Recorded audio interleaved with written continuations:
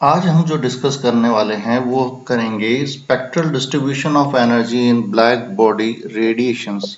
पिछले video lecture में हमने डिस्कस किया था कि ब्लैक बॉडी होती क्या है और ब्लैक बॉडी रेडिएशंस क्या होते हैं। हमने उसमें देखा कि ब्लैक बॉडी एक ऐसी बॉडी है जो सभी टाइप की वेवलेंथ, सभी टाइप की किसी भी टाइप की फ्रीक्वेंसी या वेवलेंथ हो उसको सबको एब्जॉर्ब करता है और उसी के साथ सारी वेवलेंथ्स या फ्रीक्वेंसी को वो वापस इमिट भी कर दे। तो black body, perfect black body क्या है? जो सभी रेडिएशंस को एब्जॉर्ब करे और उनको सबको प्रॉपरली वापस इमिट कर दे। उसी को हम क्या कह रहे थे? That is black body radiations.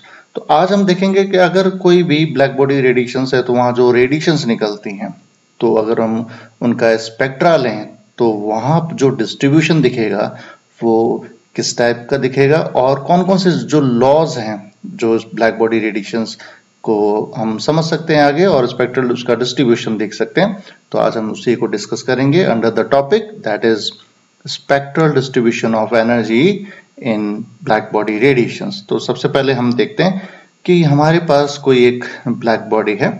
ये आपके सामने एक ब्लैक बॉडी, सपोज हम इसको मान के चलें कि ये ब्लैक बॉडी है। अब हम क्या कर रहे हैं? इस ब्लैक बॉडी को हीट कर रहे हैं। We are providing the heat. ठीक है, तो हम इस ब्लैक बॉडी को भी क्या कर रहे हैं? हीट कर रहे हैं, उसकी हीटिंग कर रहे हैं। तो हीटिंग करेंगे तो obviously we are providing some temperature to it. तो इसको कुछ ना कुछ हम इसको टेम्परेचर प्रोवाइड कर रहे हैं। ठीक है, तो हम इसको हीट कर रहे हैं ब्लैक बॉडी को। अच्छा, अब ब्लैक बॉडी है तो ऑब्वियसली वो किसी मटेरियल का बना हुआ होगा, या तो ब्लैक बॉडी है तो उसमें बहुत सारे उसके पार्टिकल्स होंगे। Definitely there are lots of particle which are present in it. तो क्या होगा जब ये पार्टिकल्स इस एनर्जी को यानी हीट को एब्जॉर्ब करेंगे? तो वहां पर सपोज मैं एक पार्टिकल यहाँ, इस पार्टिकल को यहाँ ले लेता हूं थोड़ी देर समझने के लिए। एक जूम करके सपोज मैं इस पार्टिकल को हम यहाँ देख रहे हैं। अब जैसे ही इस पार्टिकल ने एनर्जी एब्जॉर्ब की in a form of heat, it will start oscillating. ठीक है, ये ऑसिलेशन ये स्टार्ट हो जाएगा क्योंकि इसकी एनर्जी बढ़ जाएगी, तो इसका जो ऑसिलेशन है वो स्टार्ट हो जाएगा। तो अगर ये ऑसिलेट हो रहा है तो डेफिनेटली ये कोई ना कोई फ्रीक्वेंसी, अब क्योंकि frequency is related with the oscillation, तो इसकी डेफिनेटली कोई ना कोई फ्रीक्वेंसी वहां पर होगी। वहां इसकी कुछ ना कुछ फ्रीक्वेंसी जरूर होगी।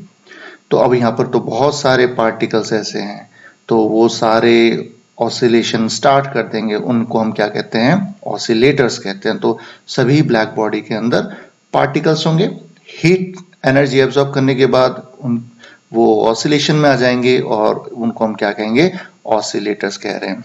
तो अगर ये फ्रीक्वेंसी इसकी है तो डेफिनेटली इनके साथ एनर्जी भी एसोसिएट होगी। इनके साथ क्या होगी? एनर्जी भी एसोसिएट होगी। तो अब ये जो एनर्जी है, जो इतने सारे पार्टिकल्स यहाँ पर हीट एनर्जी को लेकर वहां पर ऑसिलेट हो रहे हैं, तो वो एनर्जी किस फॉर्म में इमिट होगी? That is in the form of radiations. तो ये जो एनर्जी इसके अंदर सभी जो पार्टिकल्स में हो गई है, that will be emitted as a radiations. उसको हम क्या कह रहे हैं? उन्हीं को हम क्या कह रहे हैं? रेडिएशंस। That is radiations. तो यहाँ रेडिएशंस निकल रही हैं और ये रेडिएशंस क्या है? ये वही है, दैट इज इलेक्ट्रोमैग्नेटिक रेडिएशंस। ये वही हैं, इनको हम इलेक्ट्रोमैग्नेटिक रेडिएशंस कह सकते हैं। These are according to the Maxwell, ये मैक्सवेल इलेक्ट्रोमैग्नेटिक रेडिएशंस हम उसको कह सकते हैं।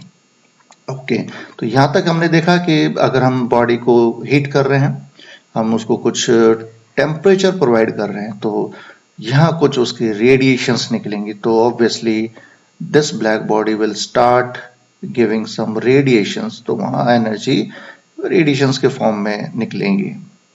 तो यहाँ पर सपोज ये स्टार्ट इमिटिंग द रेडिएशंस।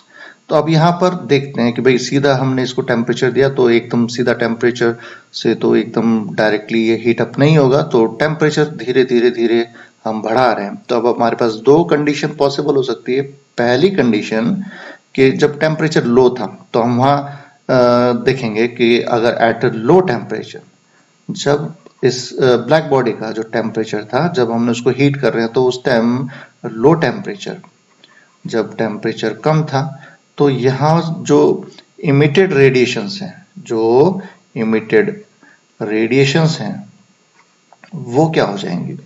जो इमिटेड रेडिएशंस हैं उनकी जो वेवलेंथ है, दैट हैव व्हाट,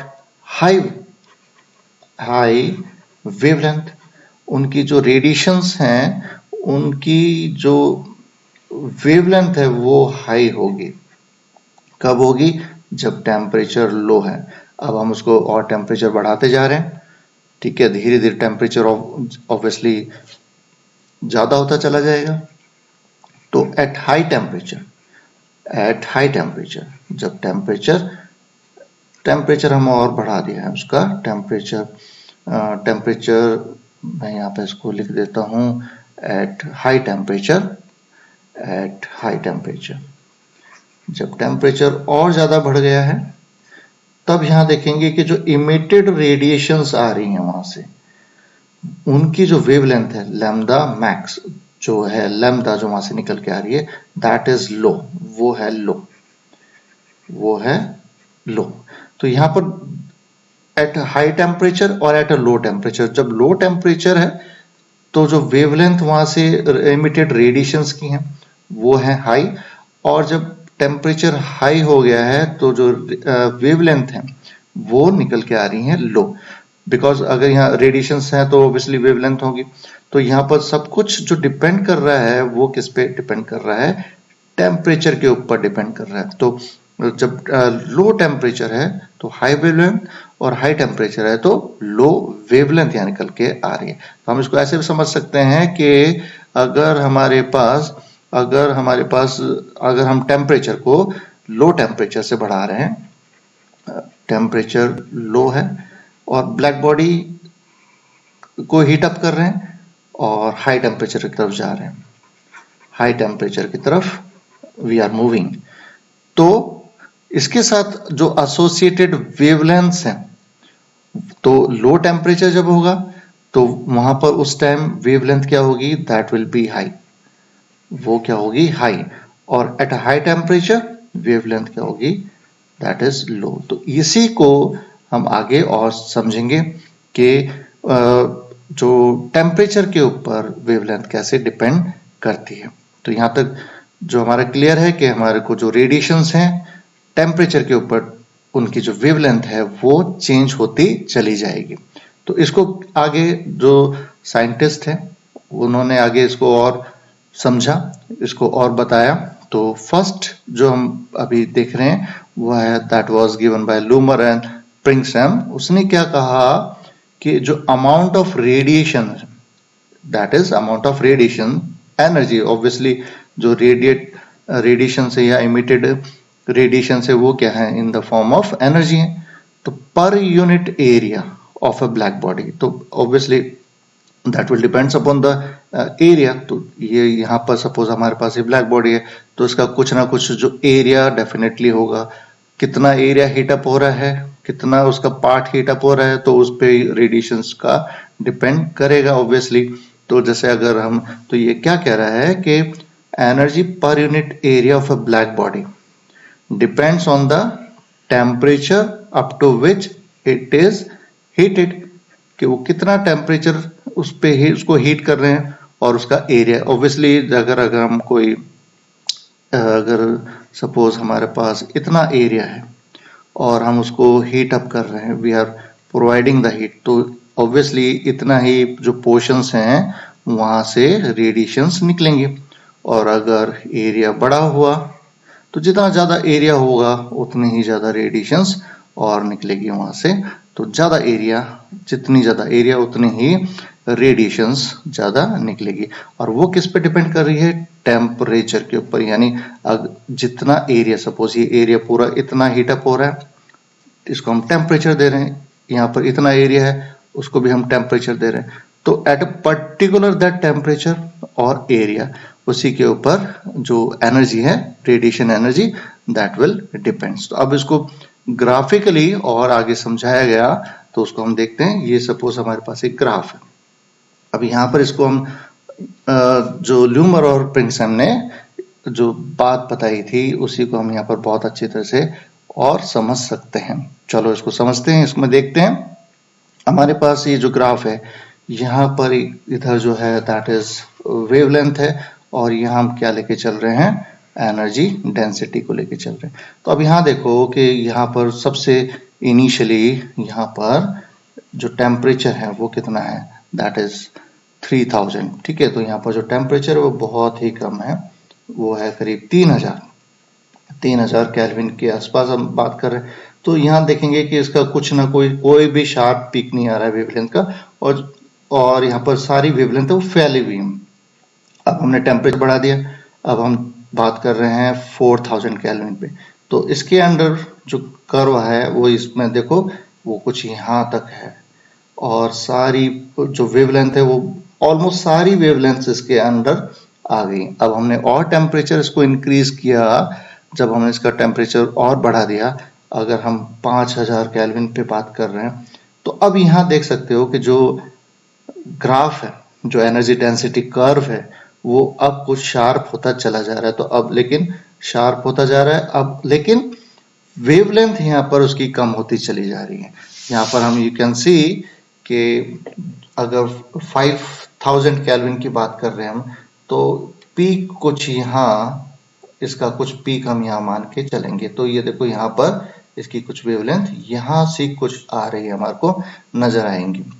लेकिन जैसे ही टेम्परेचर और बढ़ा दिया, तो अब ये जो कर्व है वो और शार्प हो गया, लेकिन वेवलेंथ और भी कम होती चली गई। अब वो वेवलेंथ यहाँ आ रही है, और जैसे हमने टेम्परेचर और ज्यादा बढ़ाया, तो नाउ यू कैन सी कि जो इसकी वेवलेंथ है वो और भी कम हो गई है। लेकिन अभी शार्प एक हमारे पर्टिकुलर एक वेवलेंथ को यहाँ पर बता सकता है कि 7000 केल्विन के ऊपर यहाँ कुछ 400 वेवलेंथ जो नैनोमीटर के अंडर में है वो वहां पर उसको बता रहा है। यानी यहाँ पर जैसे जैसे टेम्परेचर हम बढ़ाते जा रहे हैं, देखो यहाँ पर हमने 3000 से स्टार्ट किया था, और अगर हम इस कर्व में देखें तो यहाँ पर 7000 पे चले गए। तो धीरे धीरे यहाँ जो है वो वेवलेंथ कम होती चली गई है। इसी को पहले साइंटिस्ट ने इसी को बताया था कि जो हमने स्टार्टिंग में डिस्कस किया कि ब्लैक बॉडी को जब अगर हम हीट करते हैं तो लो टेम्परेचर पे, सपोज ये लो टेम्परेचर, तो वेवलेंथ ज्यादा है, और जैसे जैसे हम बढ़ते जा रहे हैं, टेम्परेचर को बढ़ाते जा रहे हैं, तो वेवलेंथ वहां पर कम होती जाएगी, और लेकिन पर्टिकुलर जो इस ग्राफ का है वो शार्प होता जाएगा, उसकी एक पीक पर्टिकुलर हमारे को नजर आएगी। तो लूमर और प्रिंगसम ने कुछ इसके पॉइंट्स बताए, उसको हम डिस्कस करते हैं इस ग्राफ को देख के। तो at a given temperature the energy radiated is maximum at a particular wavelength. तो यही कह रहा है कि at a given temperature, suppose हमें 7000 केल्विन को लेके चलें, तो particular wavelength is maximum at a particular wavelength. तो यहाँ पर देखो करीब ये 400 के आसपास है, तो वहीं मैक्सिमम एनर्जी डेंसिटी निकल के आ रही है। तो at a given temperature the energy radiated is maximum at a particular wavelength. Second point क्या कहता है, एज अ टेम्परेचर इंक्रीज, जैसे जैसे हम टेम्परेचर बढ़ा रहे हैं, यहाँ हमने 3000 से हम चले और 7000 केल्विन के तरफ प्रोसीड किया, द वेवलेंथ डिक्रीजेस। देखो अब यहाँ पर वेवलेंथ पहले 3000 में तो वेवलेंथ है वो पूरी ही फैली हुई है, बहुत सारी वेवलेंथ्स, यानी कम टेम्परेचर पे ऑलमोस्ट सारी वेवलेंथ्स वहां से इमिट हो रही है। लेकिन जैसे जैसे टेम्परेचर बढ़ाते जा रहे हैं तो वेवलेंथ तो कम हो रही है, लेकिन एक शार्प एक पर्टिकुलर वेवलेंथ की तरफ भी हम साथ में चल रहे हैं। तो as temperature increases the wavelength decreases and shift towards the lower wavelength, वो कम होती चली जाएगी। Increase in temperature will increase in energy emitted। तो obviously अगर हम किसी ब्लैक बॉडी को हीट अप कर रहे हैं तो उतने ही ज्यादा नंबर ऑफ जो उसमें पार्टिकल्स हैं वो हीट अप होंगे, उतने ही ज्यादा वो रेडिएशंस इमिट करेगा। तो that will depend upon the temperature obviously. तो जैसे जैसे हम टेम्परेचर बढ़ाएंगे तो एनर्जी इमिटेड वो भी बढ़ेगी and the curve become sharper as the temperature increases. तो हम यहाँ देख सकते हैं कि जैसे जैसे टेम्परेचर बढ़ा तो जो कर्व है वो शार्प होता चला गया। लो टेम्परेचर पे कर्व बिल्कुल शार्प नहीं था। जैसे यहाँ पर 3000 की हम बात करें या 4000 की बात करें तो यहाँ जो कर्व है वो बिल्कुल भी शार्प नहीं है, लेकिन जैसे टेम्परेचर बढ़ा तो जो कर्व है वो शार्प होता चला गया। The area under the curve represent the total energy emitted, total energy emitted at a particular wavelength. तो ऑब्वियसली हर एरिया हर टेम्परेचर का एक कर्व है। जैसे अगर हम 7000 की बात करें तो देखो यहाँ पर जो इसके अंडर में ये जो कर्व है वो बहुत ज्यादा है, यानी जो एनर्जी है, एनर्जी टोटल एनर्जी इमिटेड वो ज्यादा है हाई टेम्परेचर पे, बट वेवलेंथ विल बी लो। तो यहाँ से हम इस कलर से भी हम इसको समझ सकते हैं कि ऑब्वियसली जब हम मूव कर रहे हैं टेम्परेचर बढ़ा रहे हैं तो देखो यहाँ लो वेवलेंथ है तो कलर क्या था, रेड है यहाँ पर। और जैसे जैसे टेम्परेचर बढ़ता जा रहा है that will move towards blue colour, और हमें पता है कि ब्लू कलर की जो वेवलेंथ होती है वो लो होती है और रेड कलर की जो वेवलेंथ है वो हाई होती है। तो इस पूरे स्पेक्ट्रा से जो स्पेक्ट्रल डिस्ट्रीब्यूशन है वेवलेंथ का उससे हमें साफ नजर आ रहा है कि जैसे जैसे हम टेम्परेचर बढ़ाते हैं वेवलेंथ वहाँ जो इमिशन है, इमिशंस हो रही हैं जो रेडिएशंस, उसकी जो वेवलेंथ है वो कम होती चली जाती है। आगे चलते हैं, आगे कौन से और लॉज इसको और डिफाइन करते हैं तो नेक्स्ट जो लॉ है that is Stefan Boltzmann law, इसको हम डिस्कस करते हैं। इसके अकॉर्डिंग स्टीफन बोल्ट्जमैन ने क्या कहा, तो सबसे पहले स्टीफन ने इसको समझाया और उसने कहा कि जो इंटेंसिटी होती है ऑफ टोटल रेडिएशन, इसमें क्या कहा कि जो इंटेंसिटी है, यानी जो इंटेंसिटी है, इंटेंसिटी, और उसको हम ई ले लेते हैं यहाँ पर इंटेंसिटी, पिछले हम ऊपर जो ले रहे थे ई वो दैट वाज एनर्जी या एनर्जी डेंसिटी, अब यहाँ हम उसको कह रहे हैं intensity of total radiation, of total radiation, जितनी भी रेडिएशंस हैं टोटल रेडिएशंस वो क्या है, the area under the curve, इसको हम क्या ले लेते हैं, द कौन सा, the area under the curve, the area under the curve. ऊपर हमने उसको क्या लिया था, दैट इज एनर्जी डेंसिटी, उसको हमने यहाँ पर टर्म लिया, उसको हमने एनर्जी डेंसिटी ली, ये पूरा जो एरिया है उसी की हम बात कर रहे हैं यहाँ पर। तो intensity of the total radiation that is area under the curve, area under the curve, या हम उसको कह सकते हैं कि energy emitted by black body. ठीक है, जो एनर्जी है हम उसको ले लेते हैं एनर्जी या इंटेंसिटी, जो एनर्जी है emitted by the black body, जो भी हम ब्लैक बॉडी को जिसको हम हीट कर रहे हैं, per unit area per time is proportional to the fourth power of absolute temperature, वो इसके बराबर है, E proportional to the fourth power of the temperature. ये है अकॉर्डिंग टू स्टीफन्स लॉ। इसके अकॉर्डिंग जो एनर्जी इमिटेड है by black body per unit area per unit time, obviously जब हम किसी बॉडी की बात कर रहे हैं तो उसका कुछ एरिया होगा, ठीक है, एरिया होगा और वो कितने टाइम के लिए हीट अप हो रहा है उस पर भी डिपेंड करेगा। तो इसको हम क्या कह रहे हैं, energy emitted by black body per unit area per unit time is proportional to the fourth power of the absolute temperature. तो अब हम इसमें क्या करें, इसका प्रोपोर्शनल कांस्टेंट हटाएंगे अब इसका, तो यहाँ पर हमारे को एक कांस्टेंट लगाना पड़ेगा। तो यहाँ पर this is the sigma T4, that is sigma T4। ये है हमारा स्टीफन लॉ। बाद में इसमें बोल्ट्जमैन ने भी अपना इसको आगे प्रूफ किया और we found that the equation is same, that is E is equal to the sigma T4। और जो बोल्ट्जमैन ने that is also according to the thermodynamic principles, उसके अकॉर्डिंग इस लॉ को ड्राइव किया। तो यहाँ पर जो सिग्मा है उसकी जो वैल्यू है वो होती है 5.67 2 इंटू 10⁻⁸। अब इसकी हम यूनिट निकाल सकते हैं क्योंकि हम इसकी बात कर रहे हैं, तो एनर्जी है तो एनर्जी किस में हो जाएगी, that is in the joules. और अभी हम कह रहे थे कि energy emitted by black body per unit area, तो per unit area means metre square, per unit time, तो टाइम इज इन सेकेंड्स, तो सेकेंड इनवर्स, और T is in absolute temperature यानी केल्विन में, तो ये क्या हो जाएगा, kelvin -4। So this is the value of the sigma, और इसको हम क्या कहते हैं, स्टीफन बोल्ट्जमैन लॉ। उसके बाद जो नेक्स्ट लॉ आया उसको भी डिस्कस कर लेते हैं हम। उसके बाद आया विन्स डिस्प्लेसमेंट लॉ। इसको अब हम यहाँ समझते हैं। ये हमारे सामने फिर एक ग्राफ है और सेम वही है, इसमें थोड़ा सा और हम इसको देख लेते हैं कि हमारे पास 3 अलग अलग कर्व्स हैं, एक टेम्परेचर T1 पे, एक T2 पे और एक T3 के ऊपर है। तो T3 पे सबसे पहले हम यहाँ देखें, T3 पे तो यहाँ हमारे को इसकी पीक नजर आ रही है, तो यहाँ इसका ये है वेवलेंथ, तो इधर वेवलेंथ चल रही है, तो ये वेवलेंथ T3 के लिए।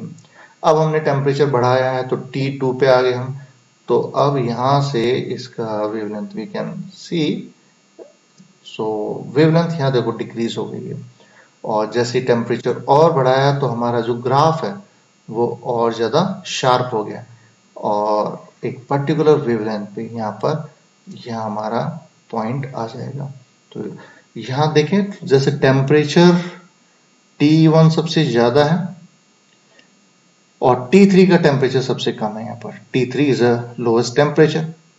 लेकिन अगर यहाँ इसको वेवलेंथ में लिखें तो अगर मैं इसको λ3 लिखूं, इसको λ2 लिखूं और इसको λ1 लें हम, तो यहाँ पर इनका कैसे आ जाएगा, T1 पे दैट इज λ1 बट सबसे कम, और T2 पे टेम्परेचर ज्यादा, सॉरी टेम्परेचर थोड़ा कम, तो लैम्डा थोड़ा सा बढ़ गया है, और T3 सबसे कम टेम्परेचर है, तो यहाँ पर यू कैन सी जो वेवलेंथ है वो मैक्सिमम है, वो वेवलेंथ यहाँ पर है, इस पॉइंट पे वो सबसे ज्यादा है।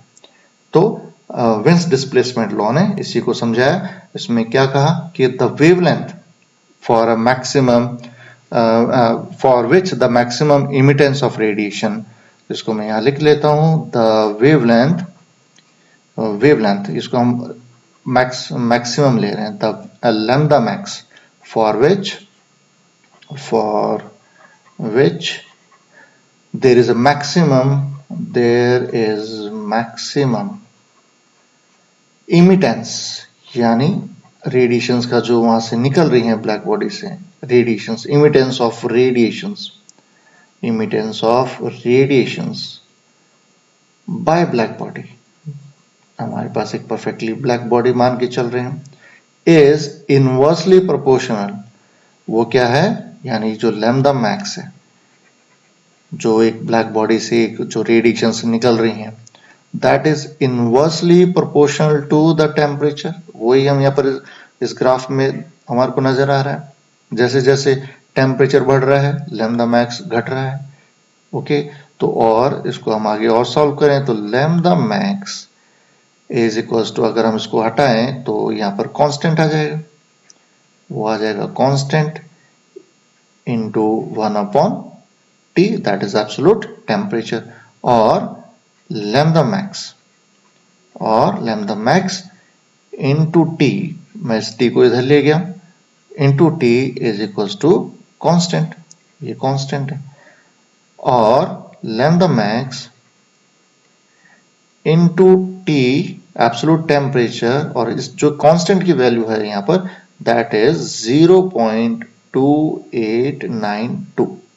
सो this is the Wiens displacement law of black body radiation। तो ये हमारा Wiens displacement law। तो अभी हमने इसमें यहाँ पर दो लॉ डिस्कस किए, फर्स्ट स्टीफन बोल्ट्जमैन, दूसरा है Wiens लॉ।